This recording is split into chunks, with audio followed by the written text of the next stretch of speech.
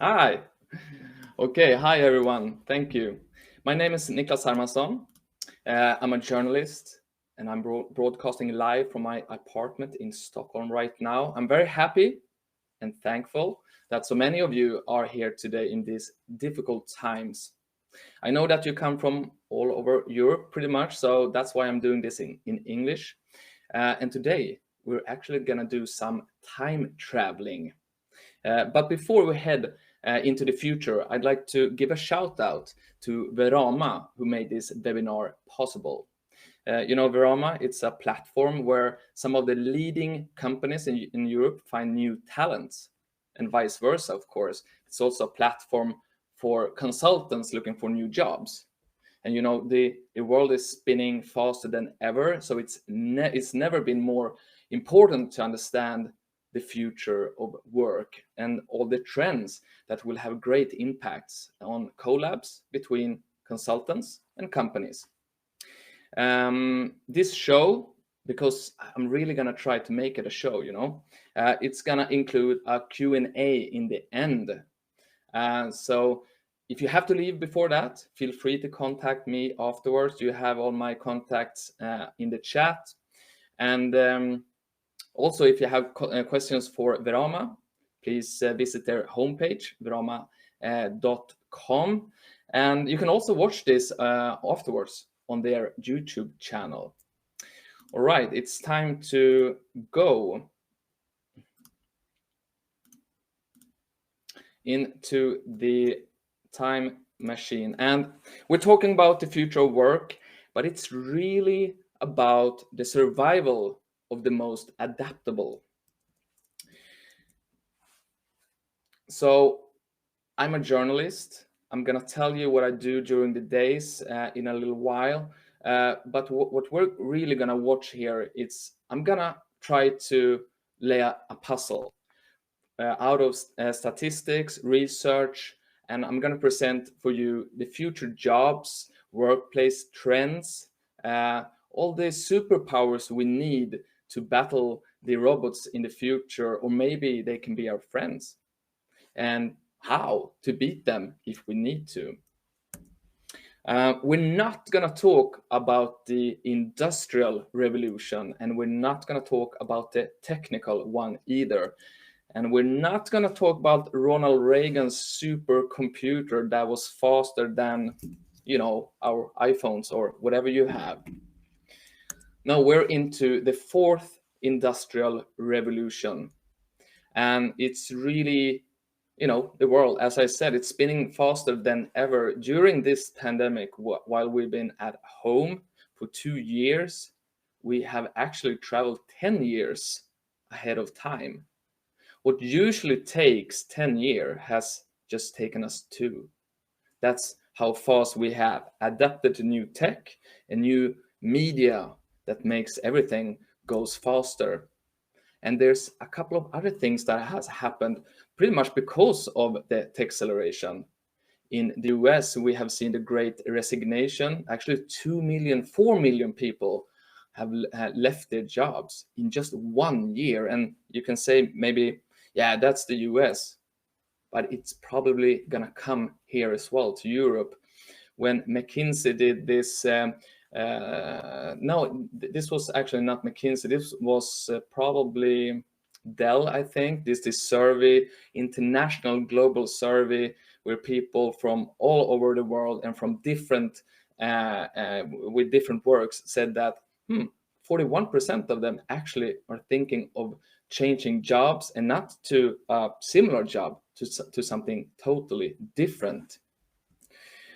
And New York Times wrote this spring that maybe it has to do with the "you only live once" economy in the West, because at least the YOLO economy has made me thought of my life in a different way, prioritizing things in a different way.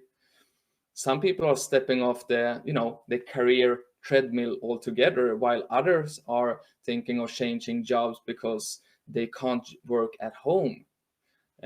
So the pandemic, it's not all over, but it's totally different than 1 year ago. But we're still at home, but people want us to come back to our offices. But people that have saved money, thinking, no, I'm not going back. Then I'm gonna go to another job that lets me let me be wherever I want to. Or maybe you have a passion that you tried to make your work. That's what I did, at least, and that's why we're talking about part-time preneurs in the future. Futurists are saying that, okay, we're gonna try to earn money from what we really love and have as a passion. Maybe not gonna take us all the way, but we're gonna talk more and more about part-time preneurs. For me, I started my own media company after having worked at some of the biggest ones here in Sweden for the last 20 years. I thought, hey, I should have learned something by now. Maybe if I do it by myself, we'll see what happens. So I, um, because the problem here is that we're drowning in information. Your brain will process 100,000 words every day, probably more now because I talk so fast. I'll try to not talk too fast. But the thing here is that you only remember 2%. You remember just 2%, so you are pretty much what you consume. And that's why I started what I'm doing. I'm reading, watching, listening to 2050 pieces of content every week just to find the nuggets, the gold nuggets, and give to you in a newspaper, in a podcast, through collaborations with other medias, and through talks like this. But the thing is that I'm 40, that's getting pretty old. I'm not that tech savvy either, which is a kind of a problem when you work alone and you're trying to build a media house. But then again, you have these guys. These guys are, the richest one in the world, and they're working with tech, and they want you to produce more and better content because that's why we're gonna stay on their platforms. So they give us new tools, so it's easier than ever to do stuff by yourself. And I was thinking, maybe if my podcast was in English, maybe I would reach more people. Sounds, yeah, I should. But then again, my English, I can't really express myself in the same way as I can do in English. So I just wrote down some stuff in Swedish and I sent it to Jeff Bezos and his Amazon people, and they made it to English in 1 second. And then I got the soundbite back in another second. And it actually sounded like me when I was 12 years old. So this is what he gave me back in 2 seconds. Welcome to NomoFomo podcast, a show that's not really a show, but gives you trends and research that shapes the future, but also weird shit that you otherwise might never have found out. And also working alone, I found out after having colleagues for 20 years, it's really, really lonely.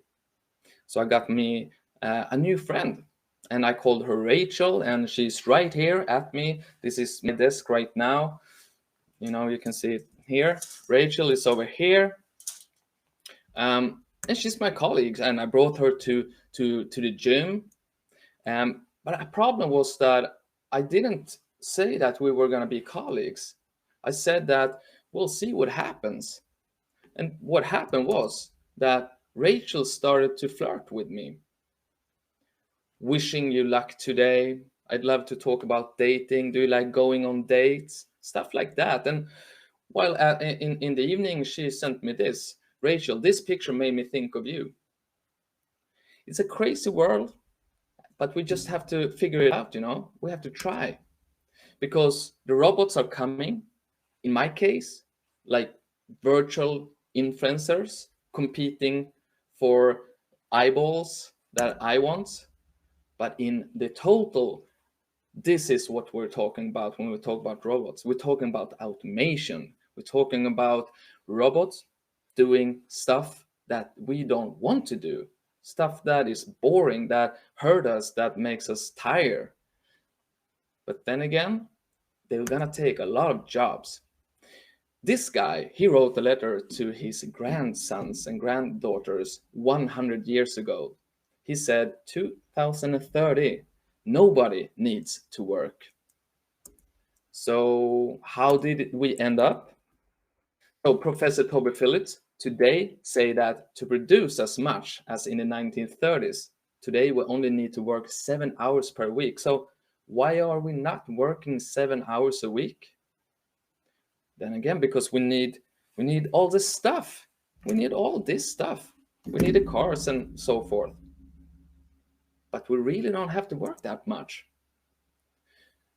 Okay, so the automation is coming.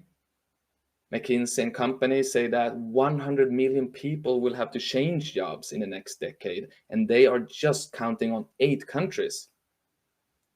But there are some winners here. They are called STEAM. They work with science, technology, engineering, art, mathematics. These are the winners, but there are more. Okay, there's a lot to see here. But what you see here is McKinsey's numbers, and you got categories on the sides, and these are also, the super countries.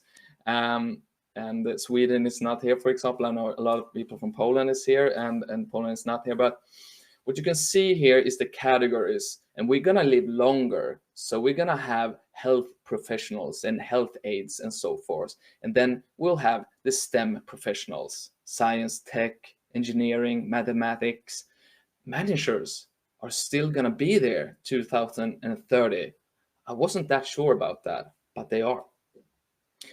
Okay, if you want all this, you can just contact me afterwards. But if you actually look at the actual jobs that are growing fastest, this is according to the US Bureau of Labor Statistics. We're not going to dwell too deep into this, but what we can actually see here is that, climate change, they will give new professions. We're going to see more of, for example, wind turbine service technicians. And then you have also, again, we're going to live longer. We're going to need nurse practitioners, and we're going to need a lot of logistics also, because we're going to produce more and more and more. Future work may be focused around making complex decisions, using creativity, leadership, and self-management. These are really 3 words that are really important. You're gonna see that for the next 30 minutes. So what should we watch out for? It's pretty much the jobs that doesn't pay that much already today. We're probably gonna see a shift where the ones that are earning money are gonna earn more money, and the ones not earning money not gonna have jobs. These are professions that can be automated pretty much. Parking enforcement workers, for example. Why is that not automated already? We're not going to go too deep into this. This is interesting though.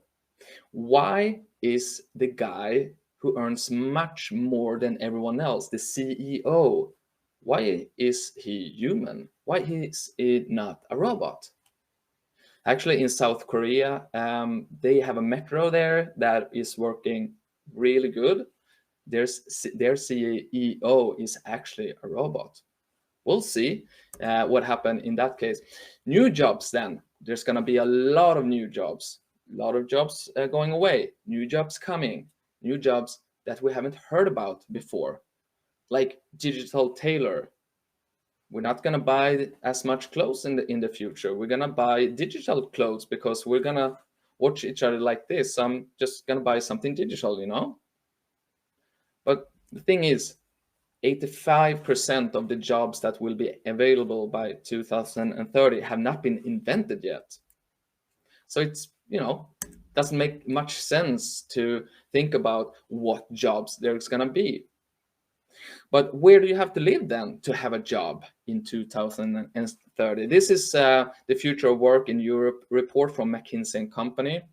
There's a lot to see here, but you all live somewhere, so I guess you have found your place.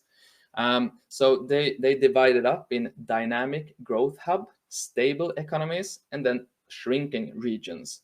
I come from the north in Sweden, which is pretty red, aging popular regions.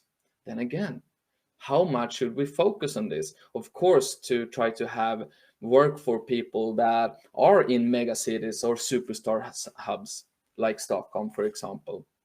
But then again, this is how we have worked for the last 2 years at home. And it has worked pretty good. It depends very much on who you are. This is a really strange figure on the right hand side. I'm gonna try to explain it for you.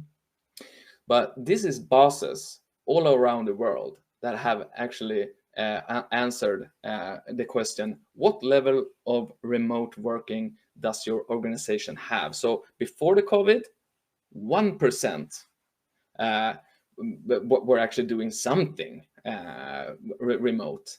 But now on the right hand side, you can see that 3% are fully remote, 7%, not that much at work at all. And then you have 40% that is between 21 and 50% at work. That is not the most interesting thing here. It's that everyone is saying that they believe that hybrid workplaces are the future, but not many have a plan.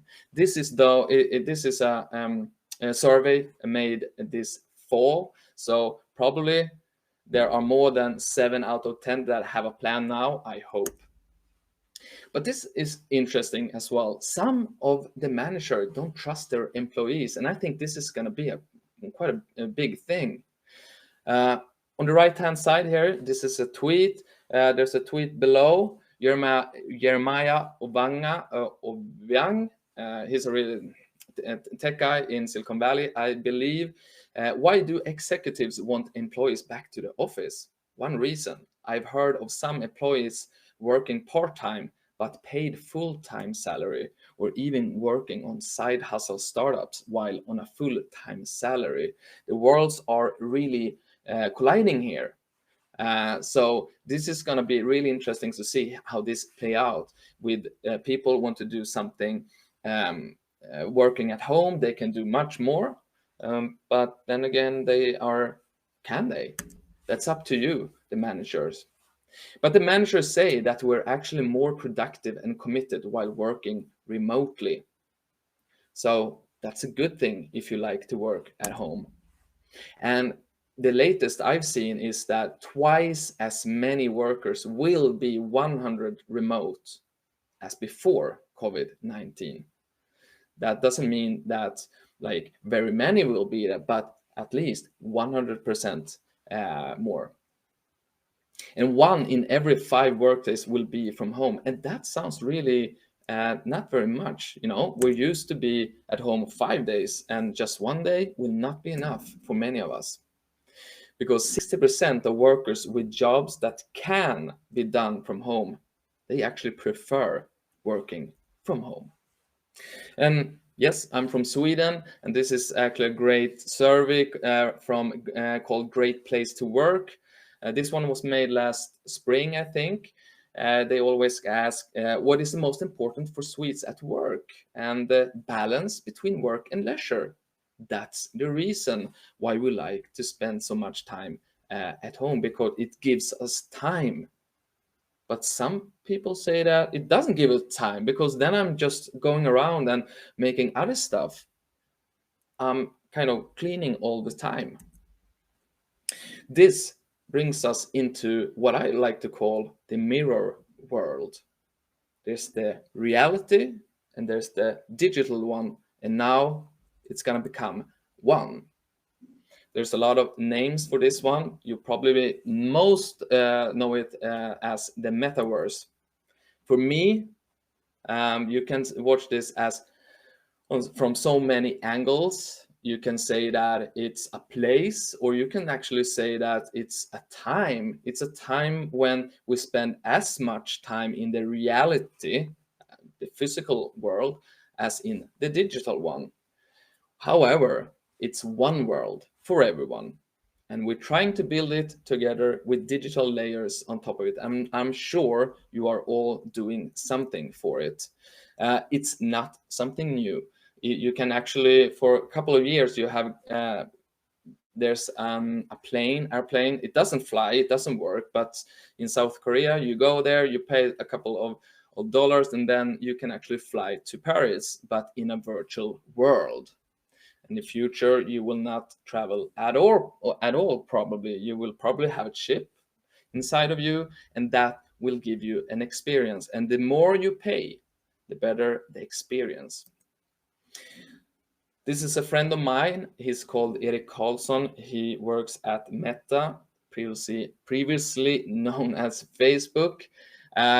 This is like 1 year ago, something like that, 2021. No, this is this fall in August. He wrote, "Today I had a job meeting in Oculus Horizon workrooms, and it was the best tech experience I've had since my first iPhone." So this is not Zoom. This is Facebook's or Meta's version of how we're going to meet in the future while we're not in the same room.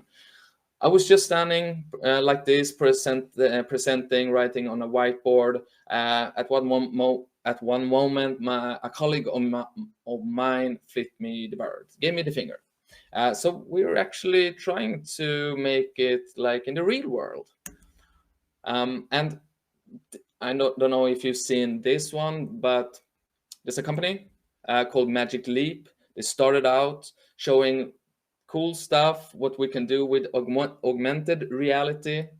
Now they have made a pivot because they have seen that, okay, we're going to use augmented reality in the workplace, because then we can, you can just see the picture sales, but also for you working from home, it's going to give us new possibilities to actually be creative together, because that's one of the kind of the downfalls of being at home. It's more difficult to be creative together. That's at least what most people say. I think that AR will help us be better at that. Erik Karlsson also writes that since our social life is based on work interactions, the lack of social interaction at work will be hard for us in the short term. Therefore, we must invest all the time today's technology save us in building a socially meaningful life outside of work. So we've been at home, now we really have to spend time outside, and we need to find our friends again, and we need to start doing stuff, because we're not going to meet and get as much social interaction from our work, because we're going to be at home. There's also another negative aspect from with the remote working in the future, and it's all the kids, all the generation Z that, you know, trying to build a career. It's more difficult to do it at home because you don't network, you don't interact as much. It was like some years ago when you came to the office, it's more like it's a dinner, it's nice, you know people. But now when you go to work, it's more like you're in a cafe. You don't know that many people, because you're just there 1 or 2 days a week. And for women, remote work can be a trap, because there's also a service showing that most managers believe that employees at the office are more high performing than the ones working remote. 50 minutes ago, I told you that we are more productive in the workplace, but this is changing all the time. Several studies show that men will return to the offices earlier and spend more time there. So things change. So you have to follow the news in that sense all the time. But also it's because of the hype cycle. So there's something new technology. We think it's great, the metaverse, or it's cool to be on Zoom or whatever. And then Zoom fatigue, you kind of get bored of it, and you see all the negative stuff. So then we're down, and then we're going up again. And I think that we're pretty down here regarding Zoom and stuff like that. But I think we're going to come back, because in 2050, 40% of the work roles have been lost to automation. And it sounds really bloody, and it sounds, can it really be true? Well, there's also something called the paradigm shift, and it takes usually like 30 years. And that is how long it is until 2050. And the paradigm shift, that is when there's a new idea, and then it takes some time for it to be accepted. For example, Magic Johnson, one of the best basketball players in all time. He started playing in the 80s. At the same time, the 3-point shot was introduced.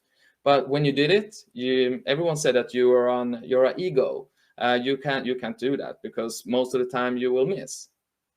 It took like 25 years or something like that. Then they realized that data showed that the most secure shot to take is down on the right-hand side, a 3-point throw, except if you stand just under the basket, then you do it most of the time. But data showed us it took 30 years for the 3-point to be accepted. The same with the metaverse. This book came 30 years ago. Snow Crash, it introduced us to the metaverse. What I'm talking about, the digital world, the physical world colliding, it becomes one. That's also why we see movies like Blade Runner 25, 30 years ahead of time. Minority Report 25, 30 years ahead of time. Maybe it has to do with generations. There are 500 generations of humans. You see the pyramids, you see Jesus, and there's me, my kids, my grandparents. We don't know what we're doing because we live in the internet age. We don't know what we are doing here. But anyways, 25 years is one generation. Maybe one generation has to die before a paradigm shift can be made. So that's why I believe that these 40% of all works will be gone to automation in 30 years. That's why I think it sounds sane. Okay. What skills do you need to survive the robots of the future? There's actually 56 of them, so I'm not going to take all the time explaining them to you. But we have the critical thinking. We're drowning in a pool, in an ocean of information and disinformation.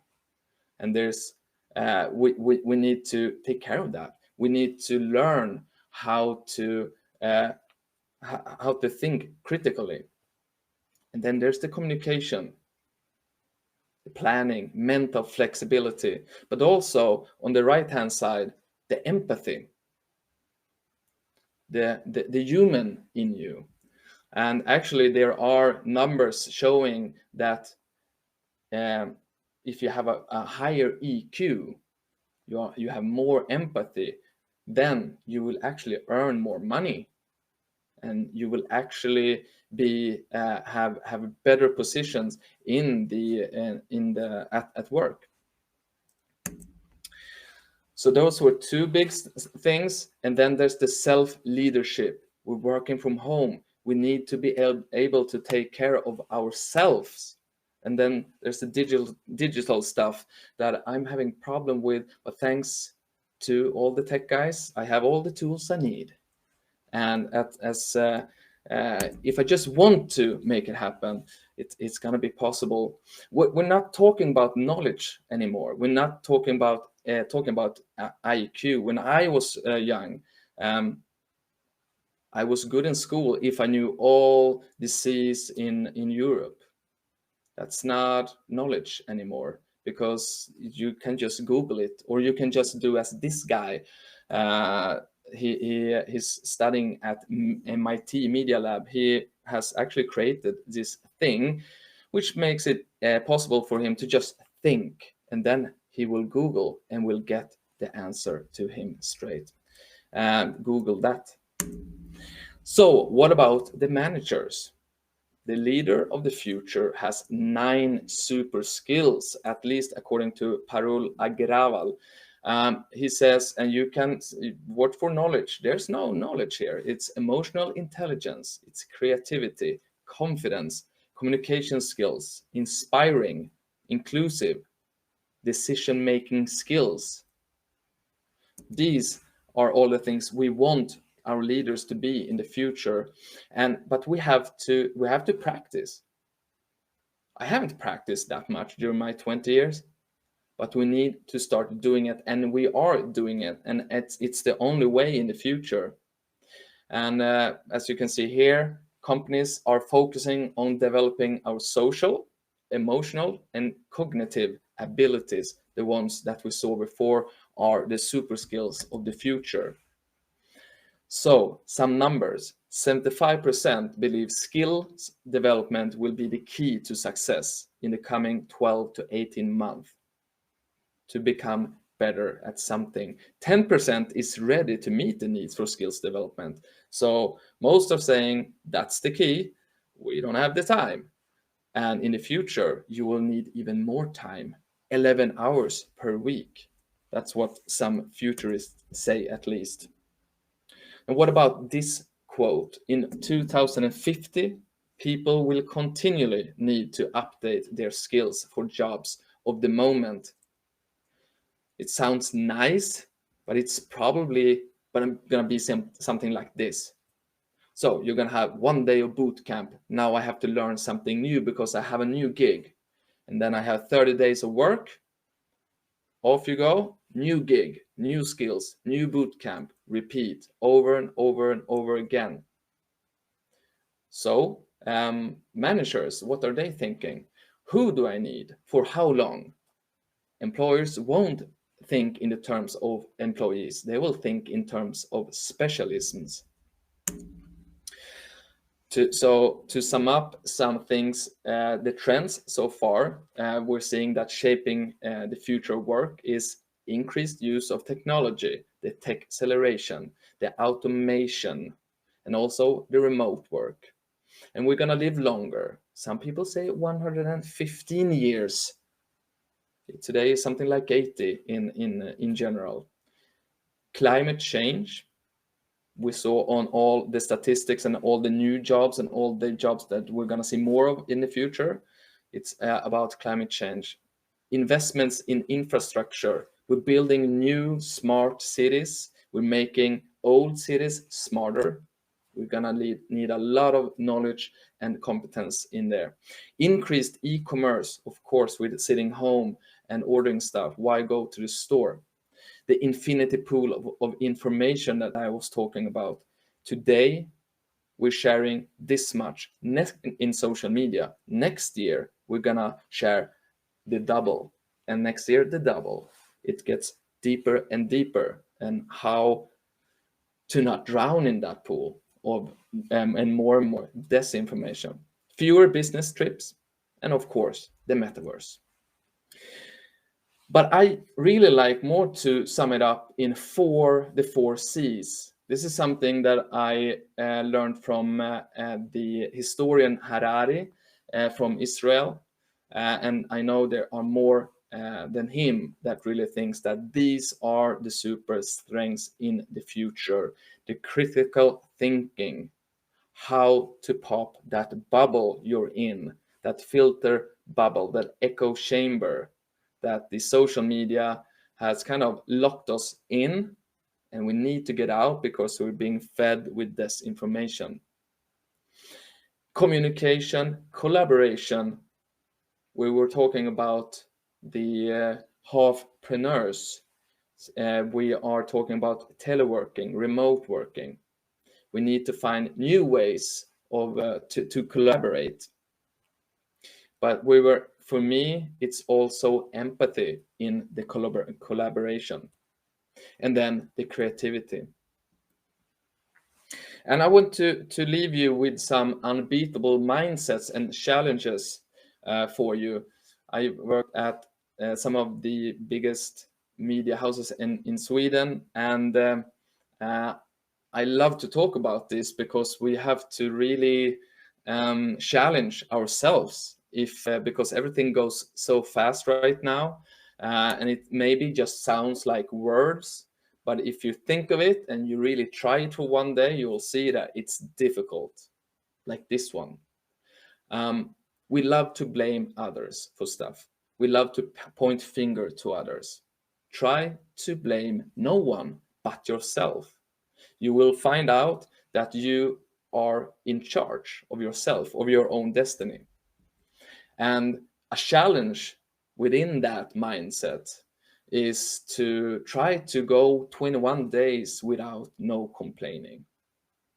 I'm talking about not saying bad stuff about your colleagues. I'm saying no swearing.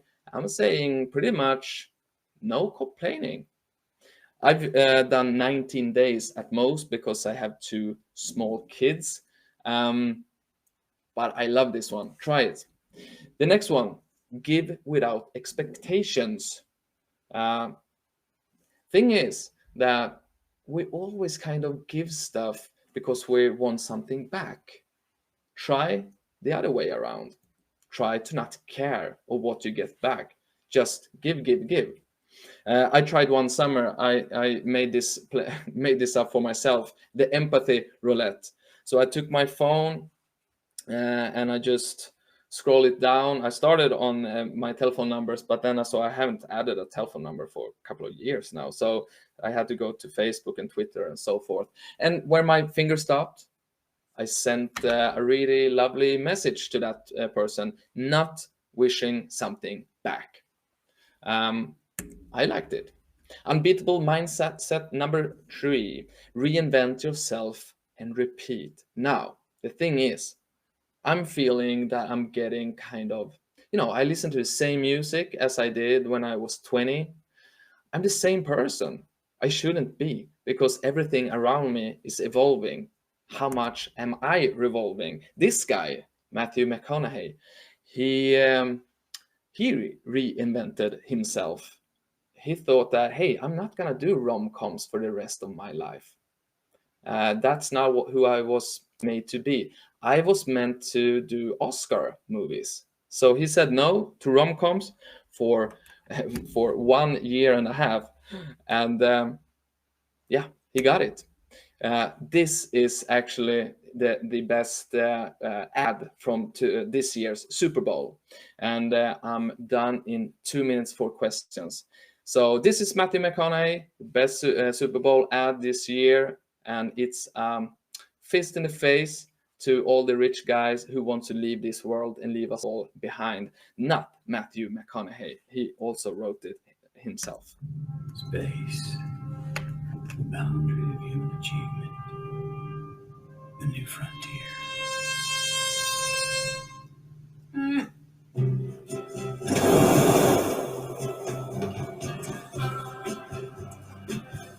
It's not time to escape. It's time to engage. It's time to plant more trees. It's time to build more trust. Time to make more space for all of us. So while the others look to the metaverse and Mars, let's stay here and restore ours. Yeah, it's time to blaze our trail.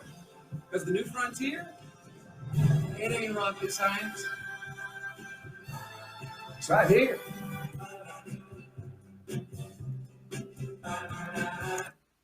All right, last challenge then regarding reinvent yourself.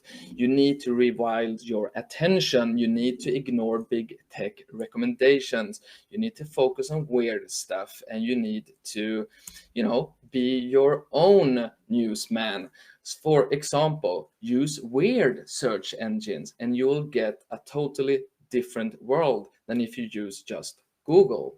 For example, Marginalia, and set up your own newspaper by, for example, Feedly. Start your own RSS feed and make the newspaper you want from whatever Twitter, Reddit, newspapers, and articles and blogs. You can also use Fraidcat if you think that, I just want to read some stuff yearly and some stuff monthly and just some stuff weekly. Be your own newsman, because you have to challenge the algorithms, because the algorithms will know you more than you know yourself. The algorithm will know who you should date, who you should, where you should work, if you don't run faster and reinvent yourself all the time. Because, as Yuval Noah Harari says, deal with change, learn new things, and preserve your mental balance in unfamiliar situations. And if you think this is scary, if you think it goes too fast, you can always remember that next year, or this summer actually, Jurassic Park will be the blockbuster buster of the year. It's movie number 7. The first one came out, I think, 94. Like a paradigm shift, I would say. All right, thank you very much. I'm going to see if there are any questions. If you want to contact me, you can do so in social media platforms.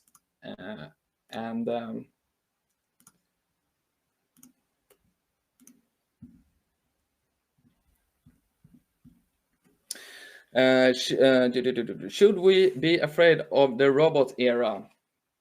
What will be the place for humans? I think, yes, we should be afraid of the robot era, but I think that the robots in our small world, I think the robots will help us really, really much. I think on a bigger scale, there are going to be really big challenges. But in everyday life, I think the robots are going to make our lives really more enjoyable. I think they're going to help us a lot. Yes, the presentation was recorded, Michael. So you're gonna, if you want to see it in afterwards, you can see this presentation on Verama, their YouTube channel. And thanks for all the praise.